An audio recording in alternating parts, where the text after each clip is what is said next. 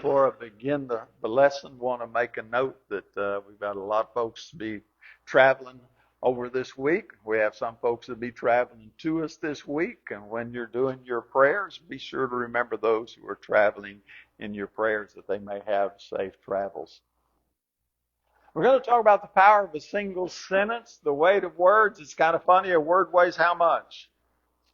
Absolutely nothing, right? But it can crush a spirit in a heartbeat, can it? Words are powerful. They mean things. They mean things in a lot of different ways. I'd like to unpack that, but let's just keep on going.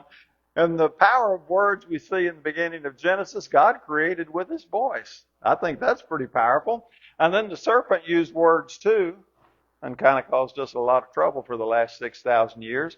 Your very words can change the course of your life. And I'm not just talking about the words that you say yourself to other people or the words that people say to you, but also the way you talk to yourself. Somebody once said that if we could put a speaker on top of your head and hear the way you talk to yourself, we'd put you in a straitjacket and lock you up. Because a lot of people talk mean to themselves all day long. And so the words you use, they'll change the course of your life.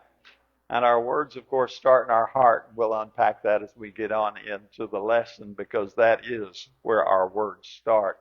So we'll go to Matthew 12 and 34. Matthew 12 and 34. Our words begin in our heart.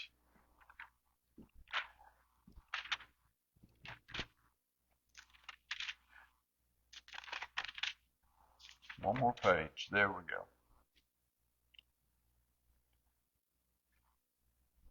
Christ says, everybody, I got a little aside here. So many people think Christ was always just so wonderful and fluffy and positive and feely good. He starts out here, you brood of vipers. How can you, being evil, speak what is good?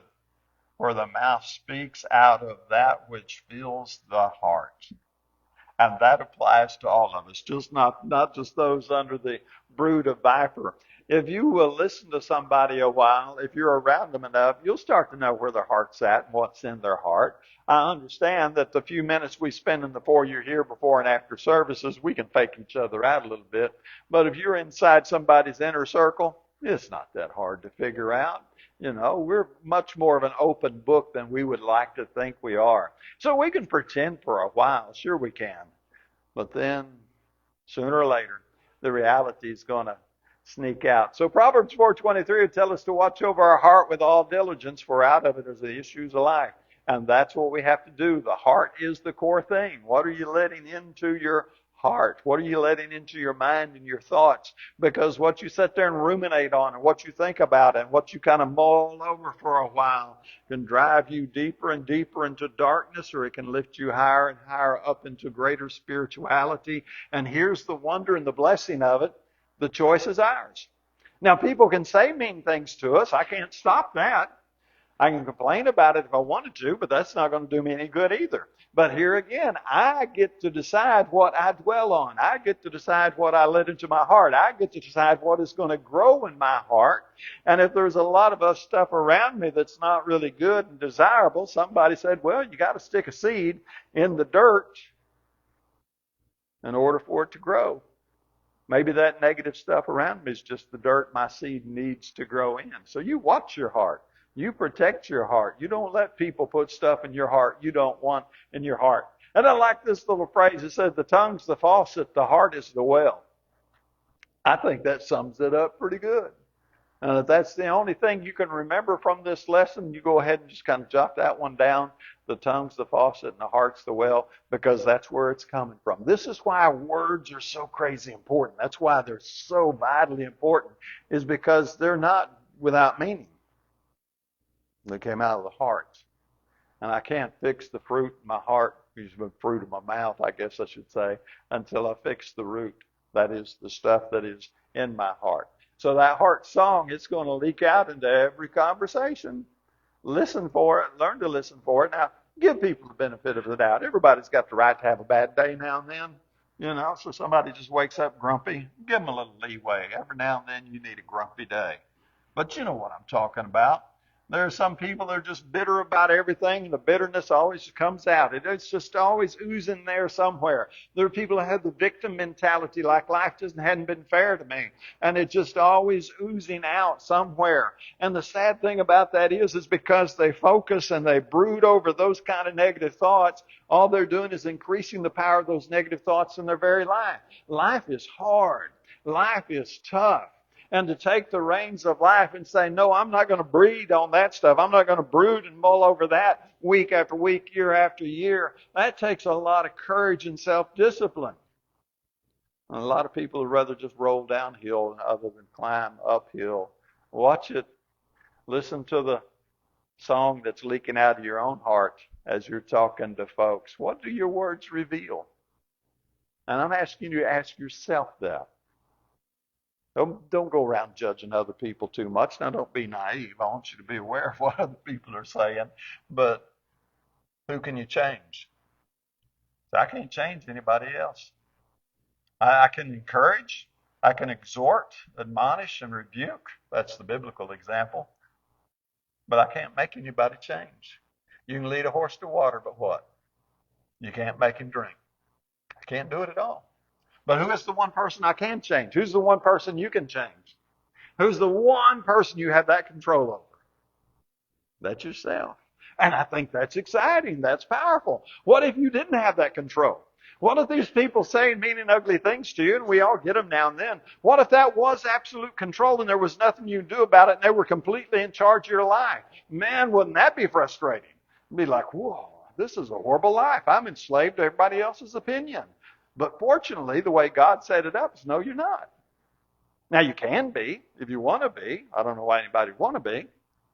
But you just need to look at your words. What's coming out of your mouth?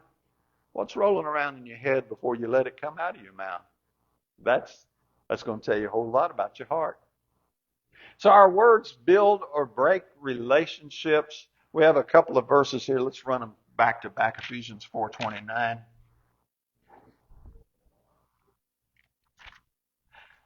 And then we'll jump right over to Colossians 4:6.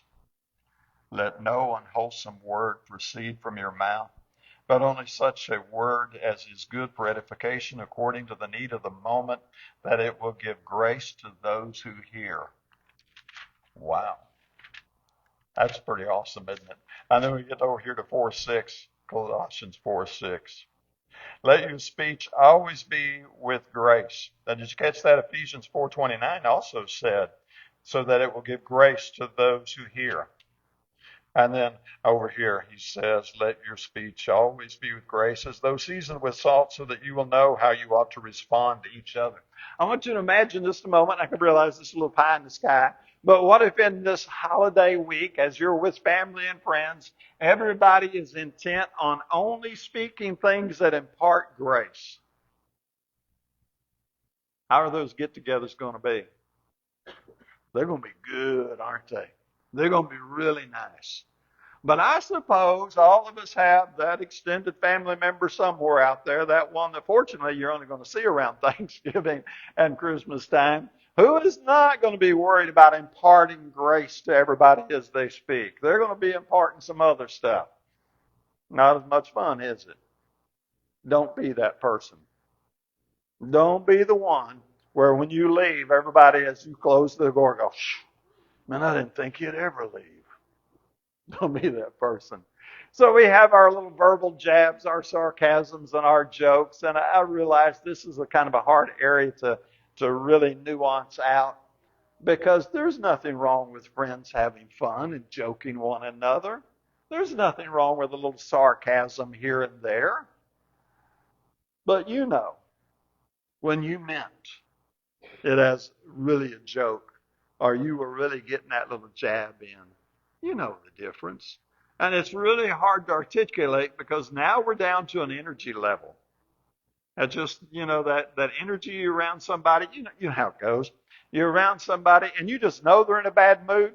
You just know something's wrong. Now, they hadn't said they were in a bad mood. They hadn't told you about their bad mood, but you just know. It's that body language, that energy thing. And then you're around somebody else and they're happy and they're on cloud nine and they're joyful and everything's just, all really good and well. And they don't have to tell you that. You know it. And it's the same way with our sarcasm or our jokes. I know when you're joking. Let's say 90% of the time anyway. And we have a lot of fun joking and teasing one another. And I also smell it when it's not so funny. Right? You can do the same thing. So we want to be complimentary, graceful, kind, understanding. This is going to oil the wheels of our gears of our little communications and our getting along with one another and just make life better. And it's really kind of simple. It's the old Thumper rule from the Bambi cartoon going back to 1960 what? Now, what did Thumper say? If you can't say something nice, don't say anything at all. Do you know some people that you wish would practice that rule a little more? Don't call any names. Of course we do. Some people go, well, I just don't have a filter anymore. Well, I'll let you take that up with the Lord, but the Lord said, watch how you speak. And now, it would be kind of cool, he said, now, if you're over 65, Ephesians 4:29 doesn't apply. If you're over 65, Colossians 3:6 doesn't apply anymore. Oh, that was 4:6, excuse me. That would be kind of neat. But I hadn't found a translation yet that puts a retirement age on the verses. And so our obligation, even though I agree it gets harder as you get older, is to learn to let our speech be seasoned with grace and learn to be this kind of person, graceful, kind. Our words matter. Man, do they matter. Let's go back to Matthew 12:37. Matthew 12:37. Jesus said, for by your words you will be justified, and by your words you will be condemned. Think about that a second. Think back over the last day, the last week, the last hour before you want to think about it. Is that a comfortable verse? Is that an exciting verse? By my words, I'm going to be justified. My words are going to get me into heaven, or my words are going to keep me out of heaven. You're thinking, yeah, I like that. Or you're going, ooh, I need to clean that up a little bit. I don't know I like that. Our stewardship of our words is very, very real. And one of the games that people play, and they learn this so young, seems like they learn it before they ever hit kindergarten. Well, I didn't mean it. Say something mean, hateful. I didn't mean that. But they said it, didn't they? Say something mean. I was just joking. And your response is, who was laughing at that joke? That was a bad joke, wasn't it? Look, our stewardship of our words is extremely crazy, critically real. And I don't get a little eraser that, I didn't mean it eraser. I'm sorry, that's not the way life works. So our words are going to build up people, or they're going to break people down. And our responsibility as Christians is to be building up people. Now, sometimes we have to talk about some things that aren't comfortable. I get that. But it's still not hateful, mean, destructive. It is still constructive. As we'll see here in a few moments, we're going to speak the truth in love. And sometimes those truths are things that people don't want to discuss. And incidentally, I don't know how to discuss something with somebody who doesn't want to talk about it. I hadn't figured that one out yet. I do know how to talk about things when people want to talk about them. But as long as they're in denial, I have a little aversion to beating my head against a brick wall. I just don't do it. I just let them go about their business, doing what they want to do, how they want to do it. I'm not the judge. And if they ever, as in the first lesson, come to their senses, then we'll talk about how to build them up. But in the meantime, we don't want to be saying things that beat people down. Now, it does require some discipline. James 1:19 tells us to be slow to speak. Isn't that hard sometimes? It's just like, man, that's so crazy hard sometimes. Let me get down here to verse 19.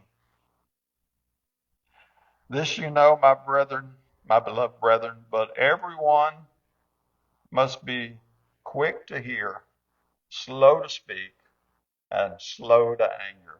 That's the goal. That's our target there. And most of our regret comes from things we said. Think about it. How many times do you regret not having said something? Now it happens, right? But I bet you don't have 142 of those popping up in your mind really quick.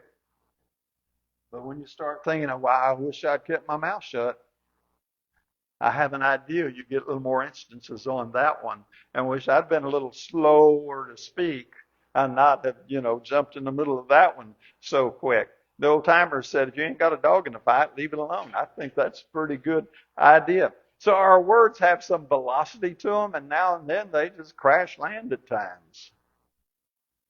Just, what do we speak? 10,000 words a day on average. Somebody said 15, somebody said 20. Folks, that's a lot of words. That's a whole lot of words. I understand I'm not going to get it right 100% of the time, every single day, 365 days a year.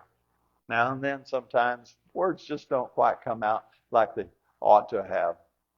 So, when you choose to hold your tongue and listen, you're learning to master the moment. And let me tell you, that is a great skill to develop. And learn just to be quiet and let the other person finish their thoughts and get it off their chest. And then you can decide if you want to respond to that or not. Now notice I gave you the option because I think this is great. You have the option. You do not have to attend every argument you are invited to. Let me say that again. You do not have to attend every argument you're invited to. You have the right to go, no, thank you for sharing. I'll think about it. Now, some people think they got to fight every fight that comes along. Okay, if that's your mentality, I'll let you live life that way. But I'm not going to do it. I'm going to learn to master the moment, step back, and start to watch and think instead of let my heart jump into things. Because, frankly, the few times I've just let my heart jump into something, I sure wish I could have backpedaled my way out of it pretty quick. How many of you know that doesn't work too well? Let me go to Proverbs 29. Proverbs 29 and verse 20.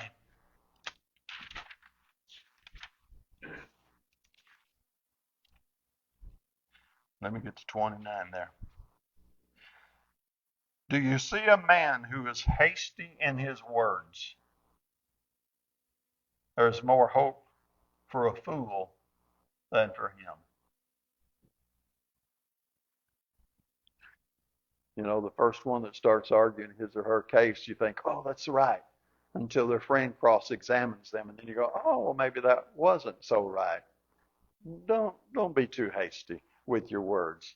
Be slow and think about it. This is I'm going to call it like a chess game. I'm going over to James 3:8. He says, no one can tame the tongue. It's a restless evil and full of deadly poison. Now, the way I take that means I'm always going to have to watch my mouth. I've been practicing Christianity sincerely since I was 25 years old. So if I'm doing the quick math right, that's about 43 years. And I still have to watch my mouth. And if the good Lord gives me another 10, 15, 20 years, guess what? I'm still going to have to watch. Now, as I get older, my vision will be a little harder. It'll be a little harder to see that, but I'm still going to have to watch it.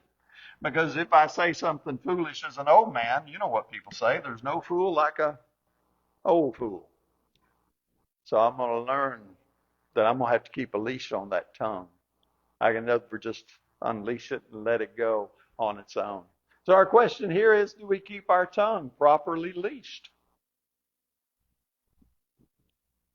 I hope so. I hope to encourage just exactly that.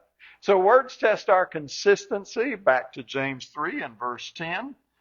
From the same mouth comes both blessing and cursing. My brethren, these things ought not to be this way. He goes on to say, does a fountain send out from the same opening both fresh and bitter water? Can a fig tree, my brethren, produce olives, or a vine produce figs? Nor can salt water produce fresh. We need to be consistent. Our tongues reveal way more than we think they do. You know, folks show up on Sunday. I love that you show up on Sunday. Most of you be back on Wednesday. That's great. But it's all those words in between these assemblies that reveal a whole lot. You know, there's some people that say things when they're at work they'd never say in the church building around the preacher. Can you believe that? There are some people that say things when they're hanging out with their buddies that nowhere around the preacher and the church members say things they'd be shocked for us to hear. And of course, one of my favorite jokes, and this literally happened, I was talking to somebody and I said, "Oh yeah, so-and-so's a member where I preached." And they looked at me with shock. And they said, "He goes to church? You're kidding." I like, I know something's going on there. Our tongue, not just Sunday, our tongue, Monday through Saturday, says a whole lot more than we want to say it. And our inconsistency reveals a divided devotion. And Christ said you can't serve both. Can't do two masters. You're going to love one and hate the other. You need to pick one. Or to use the Revelation terminology, you need to either be cold or you need to be hot. But don't sit there on the fence. Make a choice already. So we sing praises one day, which we've done a good job of today, and then people go and speak hateful the next. Isn't that crazy? So you know, we sang, was that more about Jesus? I'm trying to remember the songs you led, but, you know, pick a song, whatever one we sang today. And we sang it there, and you sang it with the deep meaning of your heart. And now I'm going to use the married example. And now you go home and talk to your mate like they're a piece of dirt. Wait a minute, that doesn't add up. If you really love Jesus, and Jesus told us to nurture and cherish and respect one another, how in the world can I go home and talk to my mate like he or she's a piece of trash? You can't do that. So what we have is, and it happens all the time, and people sing praises, they sit in the pew and sing Amazing Grace and all those wonderful things, and then on the way home they have roasted preacher. Well, I didn't like that sermon. I didn't think that was any good. Blah, blah, blah, blah, blah, blah, blah. Preacher was visiting a family once, and he said to one of the young kids, said, "What are we going to have for supper?" He said, "I don't know, but I heard Mom say something about having the old goat over." Kids hear it, right? James 3:2, the tongue is a barometer. It measures our heart so much. Let me see what I've got there. 3:2, excuse me. One more page back. For we all stumble in many ways. If anyone does not stumble in what he says, he's a perfect man, able to bridle the whole body. You want to know how you're doing in your Christian development, how far you're advancing and getting along? Just watch your words. Watch what's coming out of your mouth. Now, let me clarify. I didn't say watch what's coming out of somebody else's mouth. I said watch what's coming out of your own mouth. Now, if you're in an authoritative position and you have a right to have that discussion with someone, and then you go ahead and have it. But otherwise, you need to keep your primary focus right there on your own mouth, because you're not going to go to heaven or hell based on what somebody else said. By your words, your own words, you will be justified or you'll be condemned. Yeah, but so-and-so said such and such. Yeah, you're right. And by their words, they'll be justified or condemned. We may need to encourage them to repent. Now, that's a little different.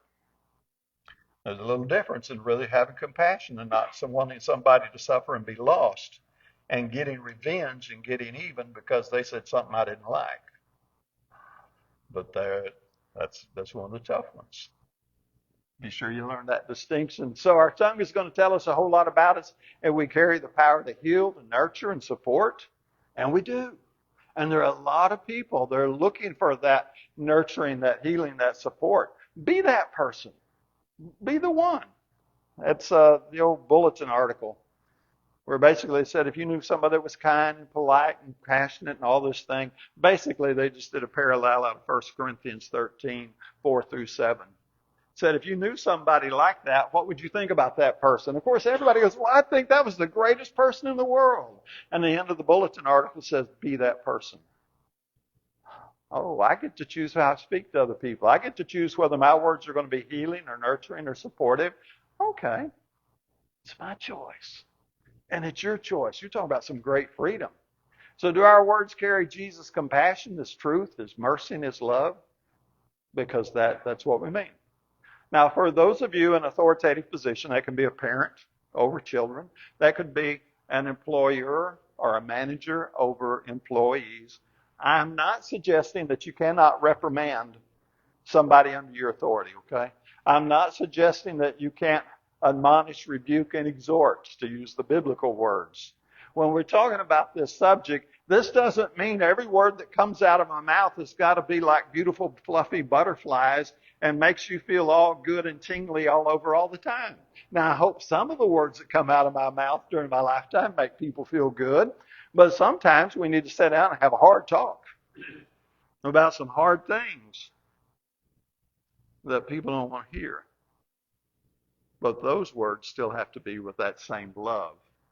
And love, if you really boil it down in the Greek, is just looking for the best for the other person. Isn't that neat? I'm looking out for your good, eternal good.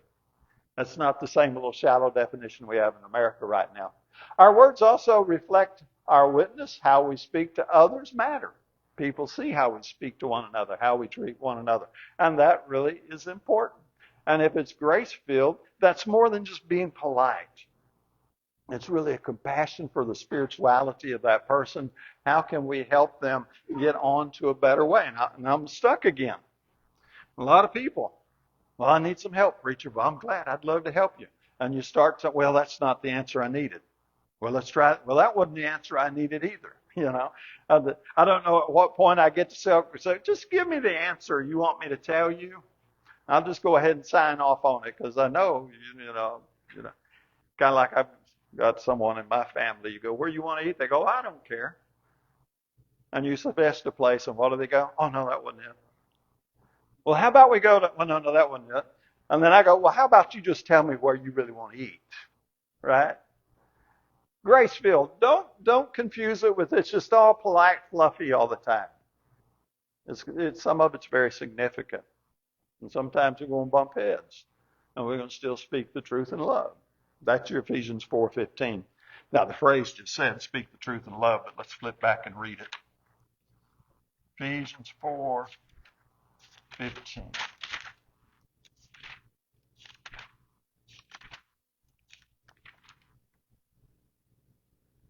But speaking the truth in love, we are to grow up in all aspects into Him who is the head, even Christ.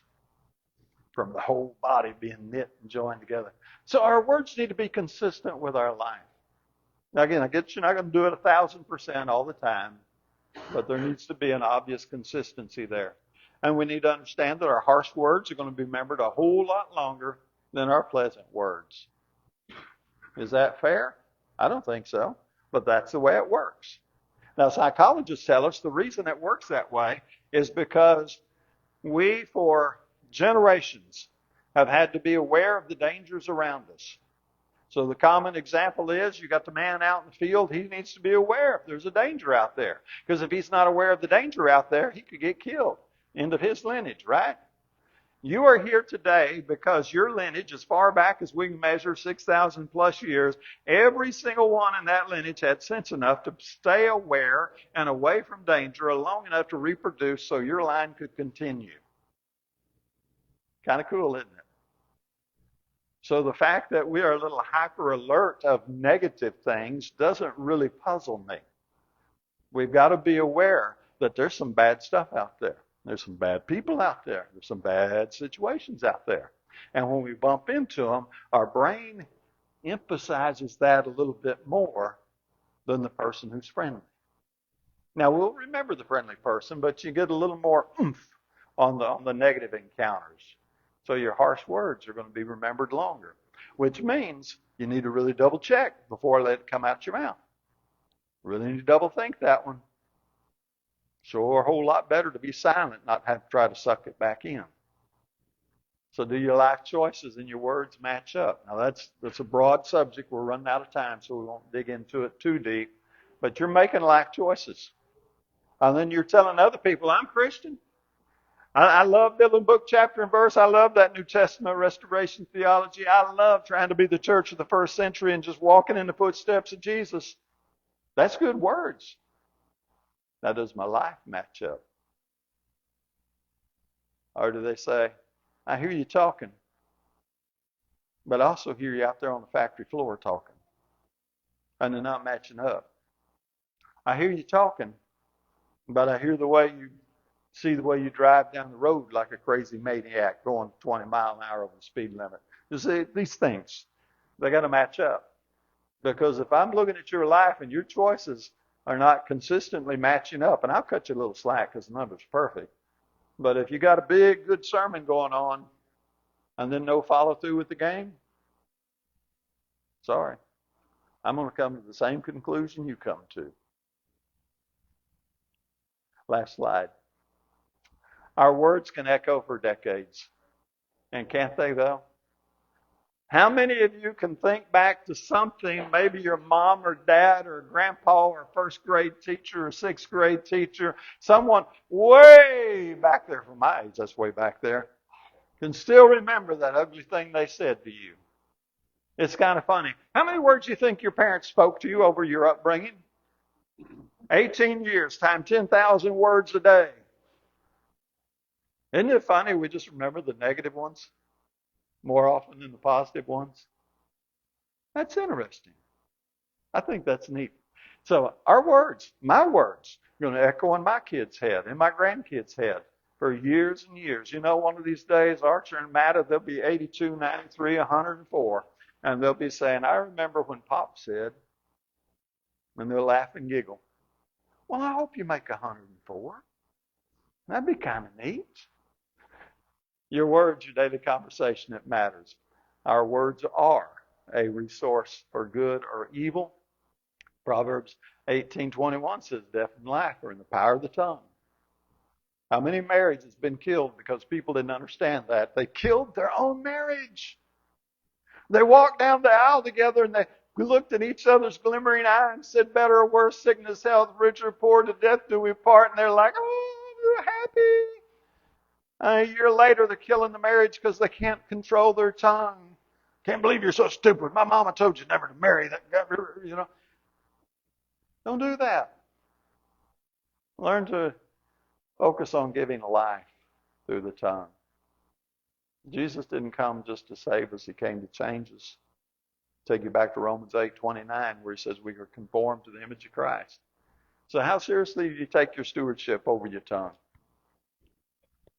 That's a tough one, isn't it? Because like I say, we talk all day long. The only time I'm not talking is when I'm napping. I may even talk when I nap. You have to ask Sharon about that one. And you go, okay, but I got to watch what I'm saying.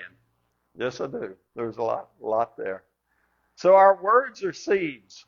And one day we're going to reap the fruit of what we have sown. Not what we said we sowed. We're going to reap what we did say. Thus, the stewardship of the mouth is very, very important. Now, the one thing I want to be sure you can say is like the Ethiopian eunuch, I believe Jesus Christ, the Son of God, with all my heart.